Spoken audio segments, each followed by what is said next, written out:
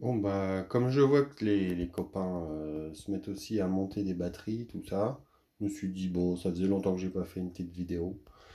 Je vais vous montrer cette batterie que j'ai montée l'année dernière au premier confinement. Je m'en suis pas encore énormément servi, mais elle a eu quelques sorties. Je suis assez content du résultat. Alors, qui ai-je fait? Ce sont donc 5 batteries lithium-ion. J'ai pas fait de LiFePO, je sais pas pourquoi. En fait, au final, c'est parce que c'était de ça qu'on parlait. Il y a 5 modules différents. Ils sont planqués ici sous la mousse, isolés pour le froid. Ils sont reliés chacun, alors c'est des 24 volts. Donc le 24 volts, elles sont toutes isolées les unes des autres avec une diode qui permet d'éviter que les batteries se déchargent les unes dans les autres. Et puis ensuite, donc elles sont toutes en parallèle et elles alimentent ce step down de 24 volts vers du 12 volts. Les connectiques ici sont toutes en connexion différente selon que c'est du 24 volts ou du 12 volts. J'ai fait pour que ce soit tout démontable. Donc les sorties en 24 volts des batteries, c'est du XT90. Et derrière, ici derrière le step down, ce qui sort en 12 volts, c'est du XT60. Ça m'évite de faire des erreurs de tension, ce qui serait regrettable, n'est-ce pas? Voilà. Donc là, pour le moment, elles sont en charge. C'est justement parce que je les ai mises en charge que ça m'a amusé d'en parler.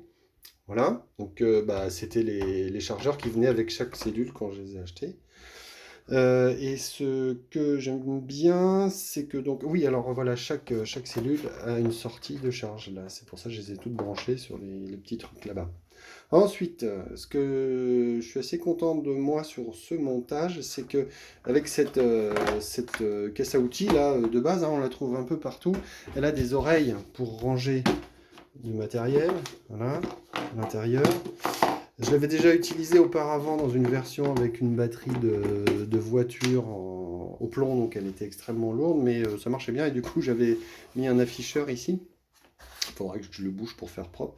Et donc j'ai détourné l'usage de cette partie gauche là pour faire le panneau.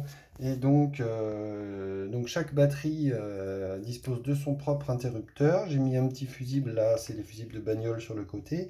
Et j'ai ces petits afficheurs qui permettent individuellement sur chaque cellule, sur chaque élément de batterie, de regarder où se trouve la tension. Et bien sûr, j'ai mis ce célébrissime petit afficheur là qui permet de vérifier quelle tension est débitée et à un instant T. On peut le remettre à zéro, j'aurais dû le remettre à zéro là.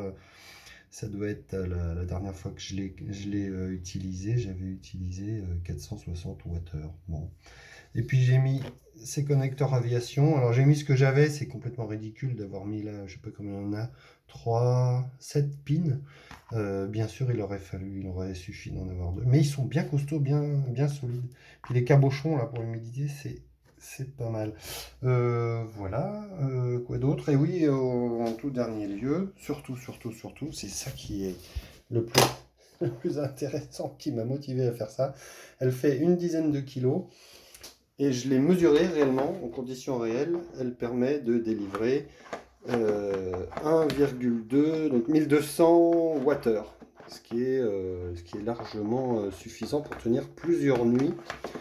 Alors, à chaque fois, je m'emmerde à remettre ce truc. Voilà. Bon, ça mériterait d'être fait un peu plus propre, mais je suis pas bien content de moi. Je me connais, je pense que ça va rester comme ça.